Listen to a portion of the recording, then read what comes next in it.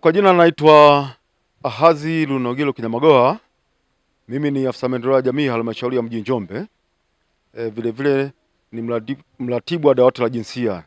Kwa hiyo hii shughuli ya maadhimisho ya siku ya wanawake duniani kwa mwaka 2026 kihalmashauri mimi ndio nairatibu.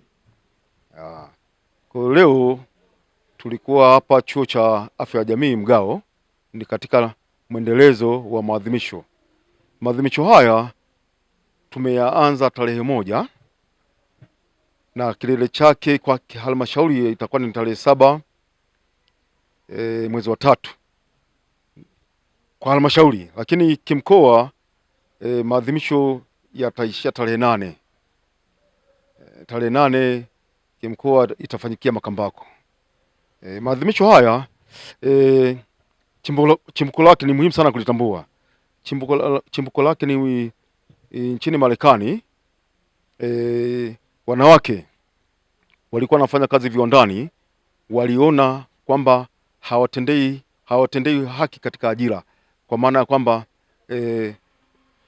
kwenye ajira kule viwandani malipo yani kwa maana ujira, malipo ambayo walikuwa wanalipwa malipo pungufu. Kwa hiyo wakafanya maandamano ya kudai haki. Baada ya maandamano hayo ambayo yalikuwa mwaka 1917 kwamba kwa nini sisi wanawake tunafanya kazi moja na wanaume ya aina ile ile, lakini wanaume wanalipwa zaidi kuliko sisi, basi yakafanyika. Lakini Umoja wa Mataifa baada ya kupokea kwamba hawa watu wanataka haki, basi ikatunga utaratibu, yani kwamba kuwe na mkakati wa kusisitiza wanawake wapate haki katika tunavyosema usawa, ni kwenye shughuli hizi za kazi, yani kwamba kusiwepo kwamba hawa wanalipa zaidi, hawa wanalipa pungufu. Kwa hiyo na sisi Tanzania nafikiri tulianza mwaka 1997 maadhimisho. Kwa hiyo maadhimisho haya yanaadhimishwa kitaifa, kimkoa na kihalmashauri. Kwa hiyo ndio maana nimesemaje, kwa halmashauri ya mji Njombe yatafanyika katika kijiji cha Luponde, kata ya Luponde, hiyo tarehe 7, ili tuweze kujumuika na mkoa tarehe 8 hapo Makambako. Kwa hiyo maadhimisho haya kwa halmashauri tulianza tarehe 1, kwa maana ya jana kulikuwa na matangazo kanisani. Matangazo haya kanisani yalikuwa inaeleza jamii kwamba kutakuwa na maadhimisho ambayo yanafanyika kila mwaka, lakini yakibeba kauli mbiu ya mwaka huu. Na kauli mbiu ya mwaka huu inasema kwamba haki na usawa kwa wanawake na wasichana, msingi jumuishi kufikia dira 2050. Kwa hiyo tarehe 1 hiyo, tarehe 2 tumekuwepo hapa chuo cha afya ya jamii Mgao tukiwa na mada ya maadili.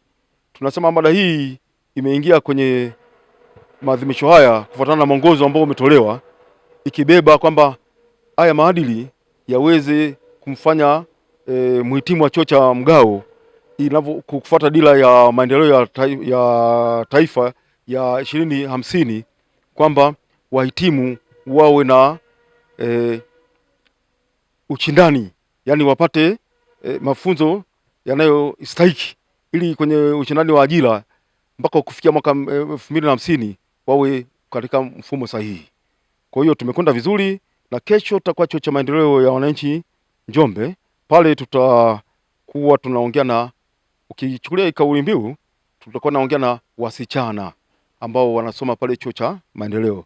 Wale watatueleza ili kwa kwaje wakajiunga, sababu tayari kuna fani mbalimbali pale unakuta kwamba zilikuwa ni za wanaume tu.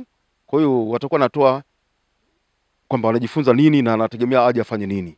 Hiyo ni tarehe 3 hiyo.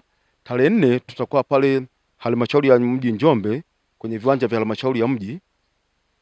Pale tutakuwa na kundi la walemavu wanawake, kwa maana kwamba wale ambao walifaidika na mikopo ile ya 10% wataeleza kwamba wamefaidikaje na mikopo hiyo.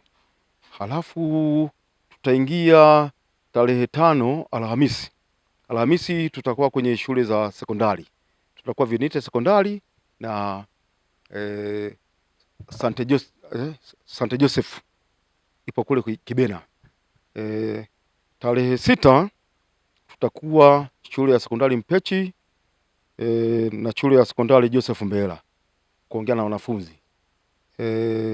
Tarehe 7 siku ya hitimisho, yani kwa maana ya maadhimisho, sisi kilele chetu kwa upande wa halmashauri tutafanyia kijiji cha Luponde, kata Luponde. Pale tutakuwa na shughuli 3. Shughuli ya kwanza tutakuwa kuwaona wahitaji, kile chochote ambacho tutakuwa nacho basi tutawakabidhi. Vile vile kutakuwa na maonyesho ya bidhaa mbalimbali ambazo akina mama wanadhalisha. Baada hapo basi tutakuwa na hitimisho la kufunga maadhimisho yetu kihalmashauri.